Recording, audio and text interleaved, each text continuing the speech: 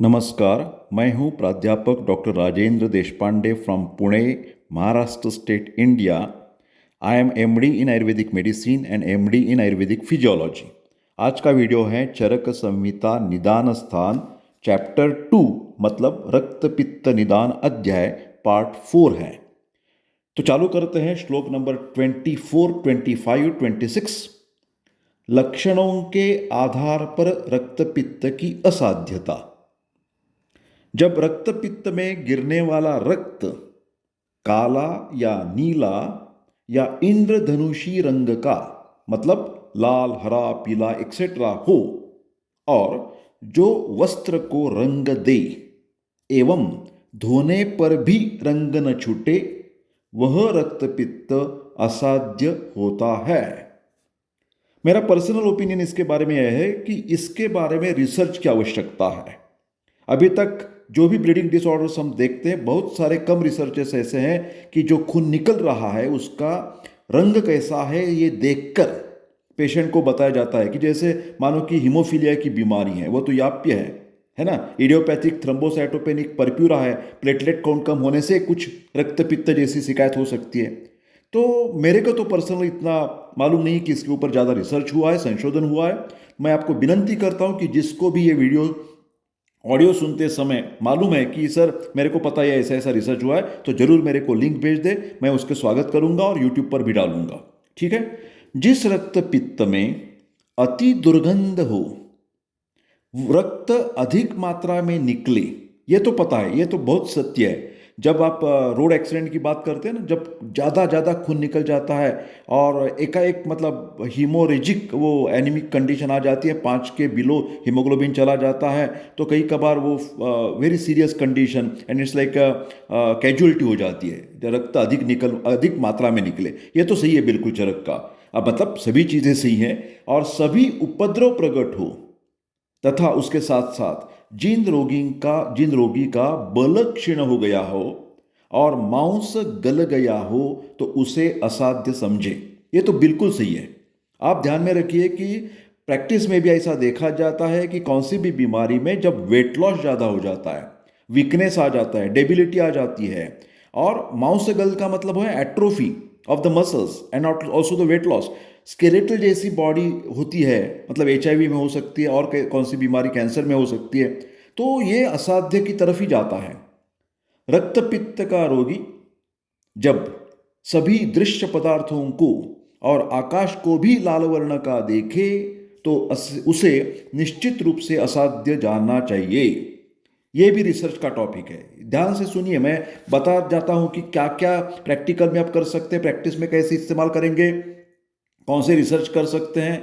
तो ये भी मेरे को मतलब देखना चाहिए कि जो भी रोगी होते हैं आईसीयू में, तो उनके सपने के बारे में, उनके निद्रा के बारे में पूछताछ करके ये नोट्स करने चाहिए, डॉक्यूमेंट्स बनाना चाहिए, तो अगले वाले जनरेशन को इसका मतलब सही सही रूप में इंफॉर्मेशन मिल सकेगी। आगे चलते हैं श्लोक नंबर 27। रक्तपित्त की प्रत्याख्येयता। पूर्वोक्त मतलब अभी अभी जो असाध्य लक्षण वाले रक्तपित्त की चिकित्सा नहीं करनी चाहिए।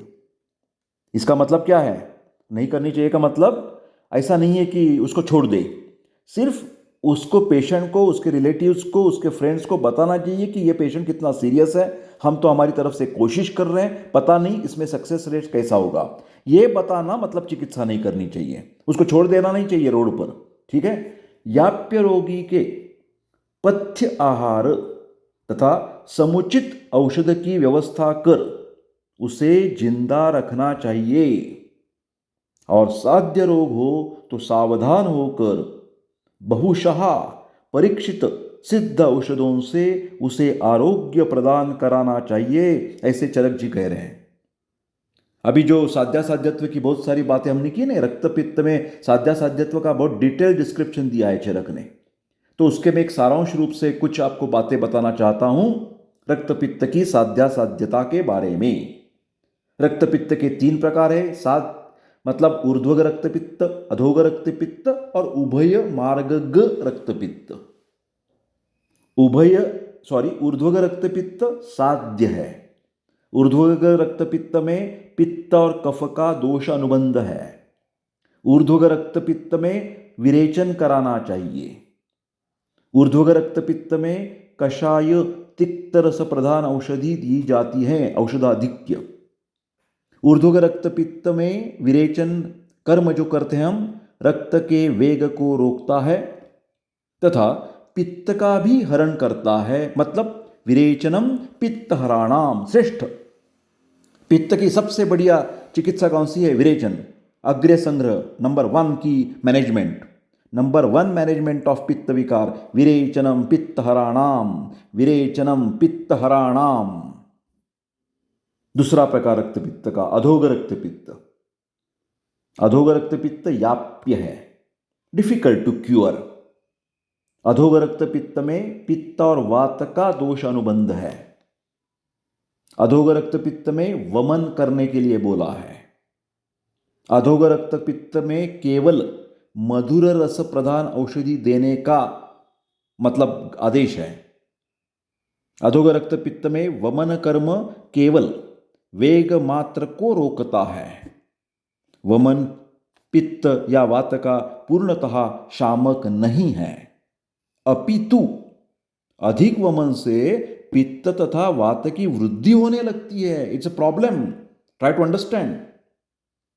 रक्तपित्त का तीसरा प्रकार चरक ने जो कहा है निदान स्थान में, उभय मार्ग ग। उभय मार्ग ग असाध्य है। उभय मार्ग ग रक्तपित्त में पित्त भी है, कफ भी है और वात भी है, त्रिदोष तन्निपात है। उभय मार्ग ग रक्तपित्त में विरुद्ध उपक्रम की स्थिति होने से वमन एवं विरेचन दोनों निषिद्ध है। उभय मार्ग ग रक्तपित्त में औषध देते समय उपक्रम विरोध हो जाता है। उभय मार्ग ग रक्तपित्त में साध्यासाध्यत्व की बात करें तो वमन विरेचन दोनों के अयोग्य होने से वो असाध्य बन जाता है। अभी चरक संहिता निदान स्थान चैप्टर 2 रक्तपित्त निदान अध्याय पार्ट 4 की हम बात करते हैं और आखिर के we are at the end of the chapter, अध्याय का उपसंहार, कंक्लूजन, श्लोक नंबर 28-29।